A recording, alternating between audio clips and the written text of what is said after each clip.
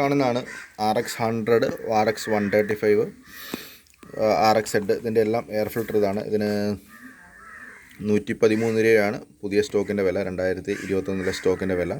അപ്പോൾ നമുക്കിത് ഇപ്പം ലോക്ക്ഡൗൺ സമയമൊക്കെയാണ്, ഇതെങ്ങനെ ഈസി ആയിട്ട് മാറാം എന്നുള്ളതിനെക്കുറിച്ചാണ് ഒരു വീഡിയോ. പ്രധാനമായിട്ടും നമ്മുടെ RXന് മൈലേജ് പ്രോബ്ലം ഉണ്ടാകുന്ന മെയിൻ ഒരു റീസൺ അതിൻ്റെ എയർ ഫിൽറ്ററിൻ്റെ ഡാമേജ്, അല്ലെങ്കിൽ അടഞ്ഞുപോയ എയർ ഫിൽറ്റർ, പൊടിഞ്ഞുപോയ എയർ ഫിൽറ്റർ, അതൊക്കെ വെച്ചാണ്. അപ്പോൾ ഇത് നമുക്ക് മറ്റൊരാളുടെ സഹായമില്ലാതെ എങ്ങനെ തന്നെ ഈ എയർ ഫിൽറ്റർ ഈസി ആയിട്ട് ചേഞ്ച് ചെയ്യാം എന്നതിനെക്കുറിച്ചാണ് ഈ വീഡിയോ. അപ്പോൾ ബാക്കി നമുക്കിത് ഫിറ്റ് ചെയ്യാൻ നോക്കാം. നമുക്കതിനായിട്ട് ഈ കവർ റിമൂവ് ചെയ്യണം. അതിനായിട്ട് ഈ ഒരു സ്ക്രൂ ആദ്യം റിമൂവ് ചെയ്യണം. അതിന് ശേഷമുള്ള വീഡിയോസ് ഞാൻ കാണിക്കാം. നമുക്ക് ജസ്റ്റ് ഒരു സ്ക്രൂ ഡ്രൈവർ വെച്ചിട്ട് ഈ കവർ ഇതൊന്ന് റിമൂവ് ചെയ്ത് കൊടുക്കും. നമ്മളിപ്പോൾ കവർ റിമൂവ് ചെയ്തിട്ടുണ്ട്. അതിനുശേഷം നമ്മൾ ഈ കാണുന്ന 3 സ്ക്രൂ, 1, 2, പിന്നെ ഇവിടെ ഒരെണ്ണമുണ്ട്, 3 സ്ക്രൂ നമുക്കൊന്ന് റിമൂവ് ചെയ്യണം. നമ്മളിപ്പോൾ ഇത് റിമൂവ് ചെയ്തിട്ടുണ്ട്. റിമൂവ് ചെയ്ത ശേഷം ഇതിനകമൊക്കെ ഒന്ന് ക്ലീൻ ചെയ്യുക.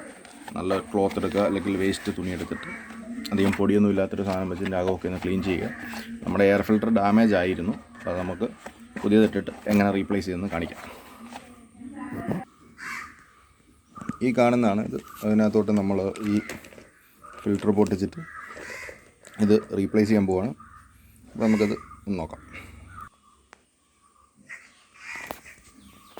ഇതിന് 2 ഇതുണ്ട്. അതിൻ്റെ ഒരു മൈനർ ലെയറുണ്ട്, അതായത് കട്ടി കുറച്ചും കൂടെ ഇതുള്ള ലെയറുണ്ട്. ആ ലെയർ നമ്മൾ അകത്തോട്ട് വരുന്ന രീതിയിൽ സെറ്റ് ചെയ്യണം. ഇതിങ്ങനെ ഇത്രേ ഉള്ളൂ. ഇത് നമ്മൾ ജസ്റ്റ് ഇറക്കിയിടുക. പുതിയ എയർ ഫിൽറ്ററായിട്ട് നമ്മൾ ഓയിൽ അപ്ലൈ ചെയ്യേണ്ട കാര്യമില്ല. ഇതിൽ തന്നെ ഒരു ഓയിലിൻ്റെ മയമുണ്ട്, നിങ്ങൾക്ക് കാണാൻ സാധിക്കും. നമ്മളിതൊന്ന് അഴിച്ചിട്ട് ക്ലീൻ ചെയ്തിട്ട് ഇടുമ്പോൾ ഇതിനകത്ത് നമ്മൾ കുറച്ച് ടൂറ്റി ഓയിലോ അങ്ങനെയുള്ള ഏതൊരു ഓയിലൊന്ന് അപ്ലൈ ചെയ്യണം. ഇത് നമ്മൾ കറക്റ്റായിട്ട് സെറ്റ് ചെയ്യുക. ഇനി ഇതിപ്പം നേരെ ഇങ്ങനെ വെച്ചിട്ട് അടയ്ക്കുക. അടുത്ത് ഈ 3 സ്ക്രൂവും കൂടി ഇട്ടാൽ മതി. അതിനുശേഷം നമ്മൾ ഈ 3 സ്ക്രൂ ഒന്ന് നല്ല രീതിയിൽ ടൈറ്റ് ചെയ്യുക. അതിനുശേഷം നമ്മൾ ആദ്യം അഴിച്ച കവർ സെറ്റ് ചെയ്ത് കഴിഞ്ഞാൽ നമ്മുടെ എയർ ഫിൽറ്ററിൻ്റെ ചേഞ്ച് ചെയ്യുന്ന പ്രോസസ്സ് കഴിഞ്ഞു.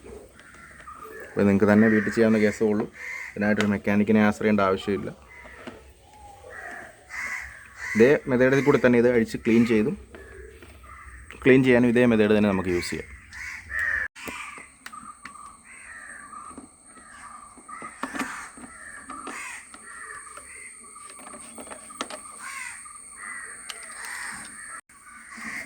അപ്പോൾ നമ്മൾ എയർ ഫിൽറ്റർ ചേഞ്ചിങ് കഴിഞ്ഞു.